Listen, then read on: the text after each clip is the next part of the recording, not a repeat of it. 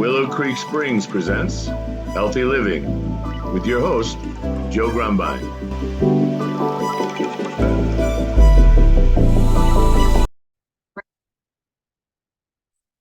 Well, hello and welcome to the Healthy Living Podcast. I am your host, Joe Grumbine, and today we're going to be delving into our series of overcoming cancer and other obstacles. This is going to be part 11, a visit to the surgeon.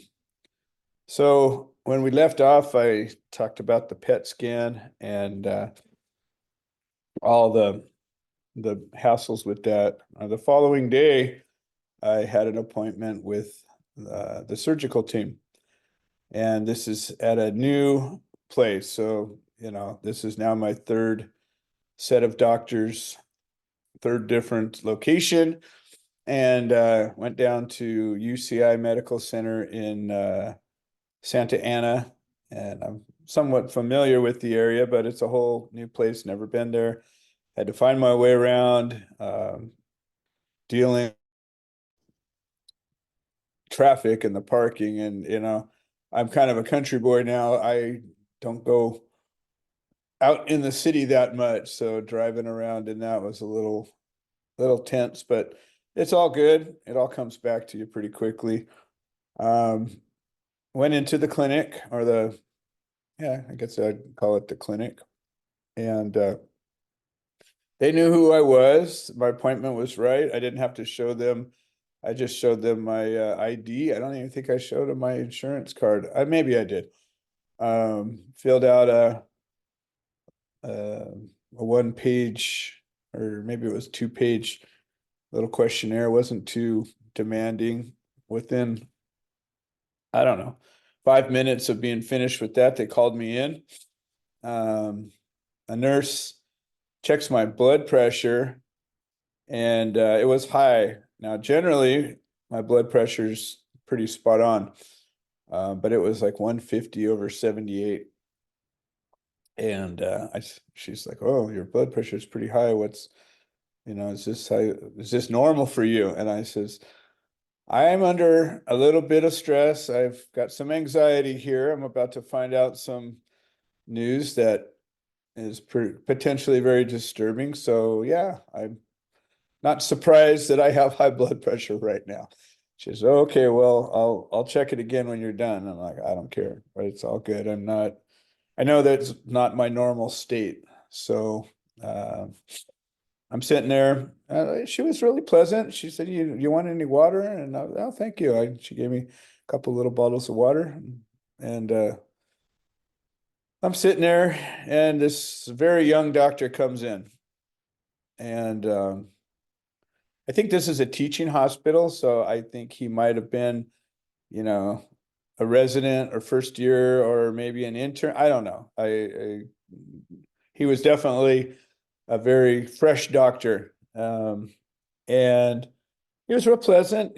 Talked about music and things and whatever. Just but then he gives me this little 2 squirts in my nose, and I think it was some kind of an antiseptic. And then he puts 2 more squirts in my nose, and it was some kind of a numbing agent. Then he runs his camera down my nose, and looking around, probing around on one side, probing around the other side. And it was, the first doctor that did it had a very small little probe. This thing was probably twice as big, and it was pushing on things, so it was kind of unpleasant. But then, open your mouth, and stuck his hand down my throat, feeling my tonsils and stuff. And it is what it is. It's doctor visits are generally unpleasant, but nothing that horrible. I gave them the CD that I got from the PET scan, and he said, "Well, okay." He went over a few things, and he was just the preliminary guy. And he says, "Well, the surgeon will be in shortly." So I'm sitting there for a little while, and then the surgeon comes in, and he's he's older. He's younger than me, but older than this guy, probably in his 40s, maybe. I don't know. Hard to judge people's ages anymore. As I get older, I have a harder time to determine how old anybody is. Um, he was, I don't know, I think he's Asian or Filipino. I don't know. Anyways, just trying to paint a picture, I guess. I don't remember his name. I've got paperwork. And he says, well, he had already looked at the PET scan.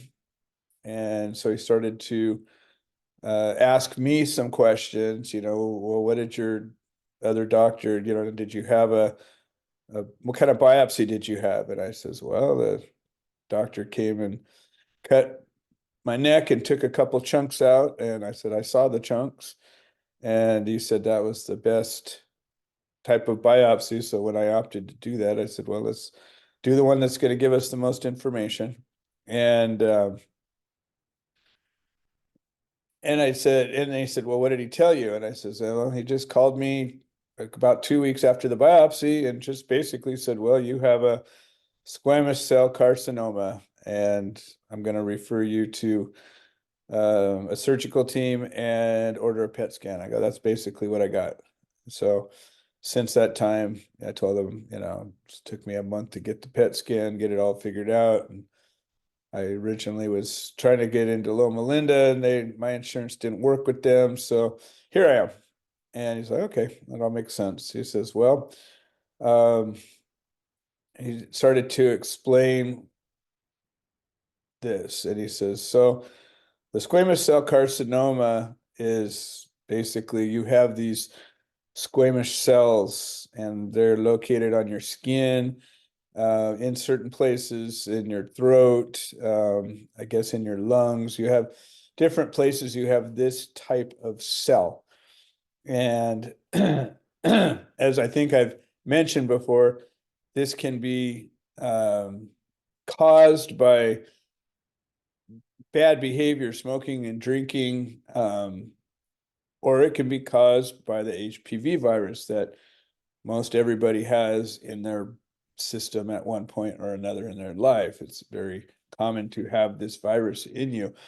And sometimes it causes cancer, various different cancers. And he said, it appears based on the tests that we have that yours is caused by the HPV virus. And I says, okay, well, I think that's good. He says, well, if it was caused from smoking, you would have probably about a 40% chance cure rate.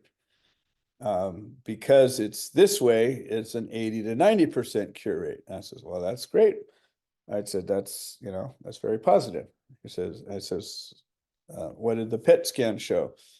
He says, well, the PET scan basically you get injected with this radioactive dye, and any place that there's a lot of activity, it will light up. So for example, if you had a recent injury, like you got a bruising or, some kind of broke a bone or something like that, it would light up because your body is sending a lot of activity to it. And cancer cells are very active. They're trying to grow very actively. So they light up.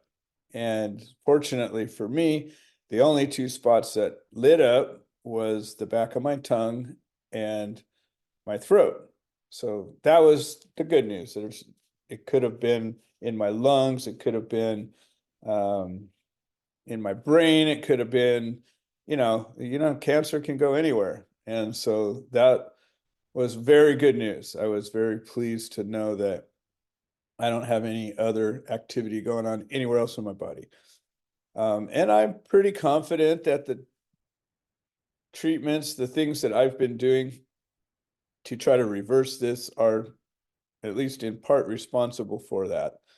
I believe very strongly that this cancer is trying to grow and that I'm fighting it back with all the different things that I'm doing, and it's not able to do what it wants, but it's still actively trying. And so by starving it and going at it with all these different treatments, I think it's basically, I'm pushing it. We're at a stalemate. And I'm trying to push back farther so it starts to shrink. And so he talked about the type of surgery and that they could go in with a robot and they basically go in through my throat, through my inside of my throat and tunnel their way through and get all that stuff out of there. But he said there's a couple of different ways tumors happen. So sometimes they'll grow from the outside out. And so like my lump is kind of that, it's pushing out. I have this friggin' softball sticking out of my neck. The back of my tongue, which I didn't realize I had, and it's way in the back. It's not where I can see it. It's farther back than I can see. But he says it could be either on the surface like that, and if it is on the surface, it'll have like roots that go down into little, tendrils or whatever that anchor into the healthy tissue, and in which case you got to get it all out. Or it could be from the inside, and it could be, inside my tongue and, tunneling itself around in there. So it says, we got to do some more tests to figure that out. That's why he wanted to get the images from the CT scan that I've already had, because they did it with contrast and without. So I guess it can and hopefully will show him what he needs. So I've got a phlebotomist going to come out and draw some blood. They're going to check for the presence of this virus, and they're taking care of the CT scan.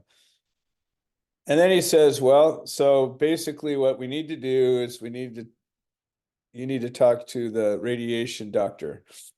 And I'm like, because basically what their approach, what he wants to do is radiate it so everything starts dying, and then do the surgery so that basically if there's anything left behind, it'll be dead. And he says even if there's microscopic particles and they're alive, they could come back. And I says, well, I've been around a lot of people that have had radiation, and frankly, it's horrible, and I'm not interested in that. I said, so what if I decide not to do radiation?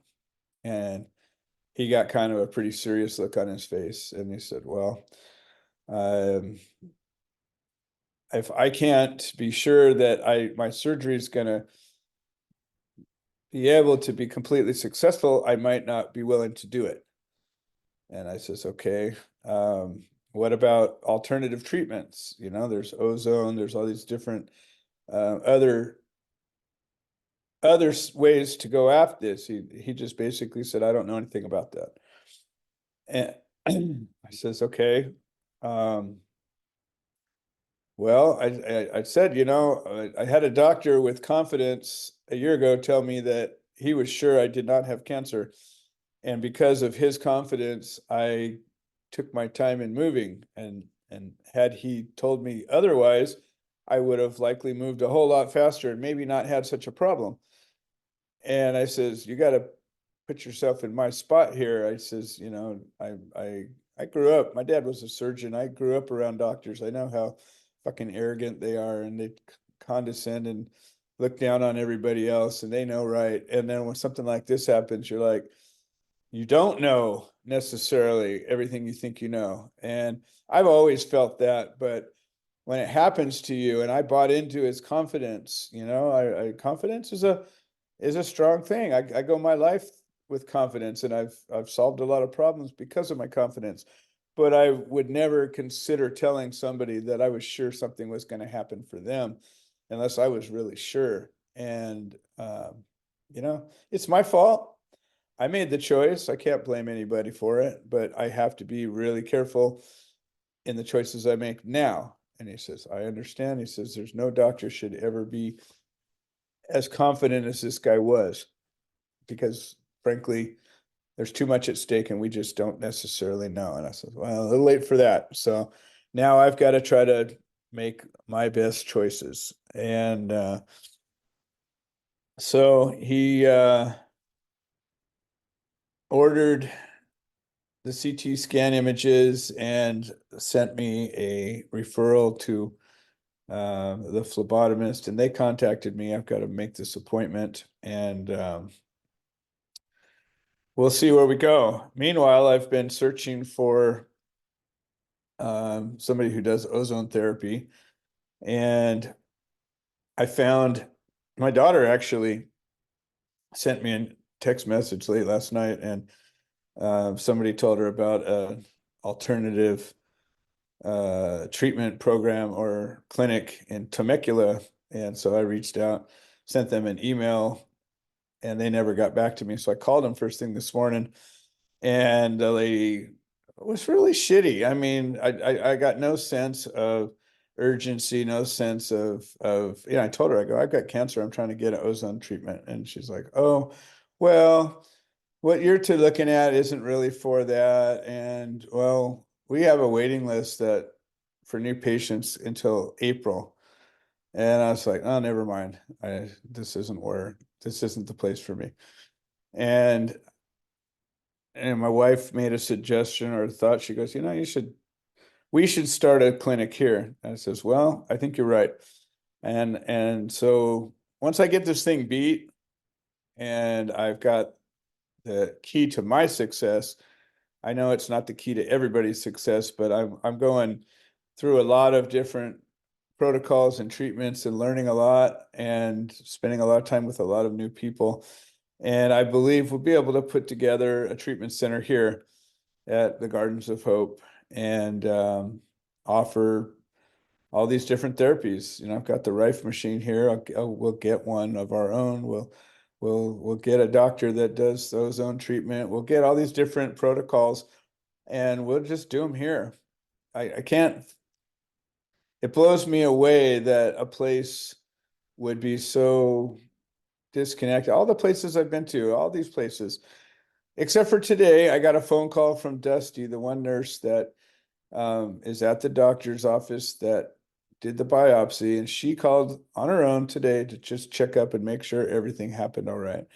This one person and all these people I'm dealing with has got an element of humanity, and she just wanted to make sure that I was on course, and if there was anything I needed to make sure and reach out to her. So that's my update for today. We'll start getting deeper into some of these treatments that I'm working on and discussing what I'm doing, the research and the science behind them. I've had a few doctors and scientists reach out to me recently since I've begun this series. So I'm excited. We're going to be having some great new guests, and the community's growing. So thank you for your support, and we'll talk to you next time. This has been another episode of the Healthy Living Podcast. We produce this show so that people can share their stories, people that have overcome obstacles, people that are undergoing obstacles. We're building a community of health-minded individuals. If you're interested in supporting the show, please leave a review on the platform you're listening to it on. If you're interested in becoming a guest, please send an email to itsjoegrumbine@gmail.com, or you can send a note into the notes section of the podcast. All right. Well, thank you for supporting this show, and we hope you've enjoyed it.